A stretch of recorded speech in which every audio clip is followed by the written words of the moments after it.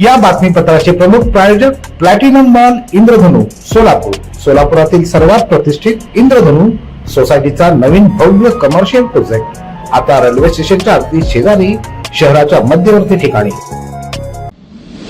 सोलापूर शहर पोलीस आयुक्तालयाच्या अनैतिक मानवी वाहतूक प्रतिबंधक कक्षानं अत्यंत कौशल्यानं तपास करत मागील 6 महिन्यांपासून बेपत्ता असलेल्या एका अल्पवयीन मुलीचा शोध लावून तिला सुरक्षित ताब्यात घेतला आहे। या प्रकरणी संशयित आरोपी सुच्चुकुमार कृष्णा चंद्रबंसी याला चाकण पुणे परिसरातून अटक करण्यात आली। विजापूर नाका पोलीस ठाण्यात गुन्हा दाखल करण्यात आलेला होता। आरोपीनं पीडित अल्पवयीन मुलीला आमिष दाखवून पळवून नेलेलं होतं। विजापूर नाका पोलिसांनी यापूर्वी अनेक प्रयत्न केले, परंतु आरोपी आणि मुलगी आढळून आलेले नव्हते। अखेर 3 फेब्रुवारी रोजी हा तपास अनैतिक मानवी वाहतूक प्रतिबंधक कक्षाकडे वर्ग करण्यात आला। ही यशस्वी कामगिरी पोलीस आयुक्त एम राजकुमार, पोलीस उपायुक्त गुन्हे शाखा डॉक्टर अश्विनी पाटील आणि सहाय्यक पोलीस आयुक्त राजन माने, पोलीस निरीक्षक धनाजी शिंगाडे यांच्या नेतृत्वाखालील पथकात पोलीस उपनिरीक्षक अश्विनी काळे, पोलीस हवालदार अलका शहापुरे, महादेव बंडगर, सत्तार पटेल, दादा गोरे तसंच गायकवाड आणि मच्छिंद्र राठोड यांच्या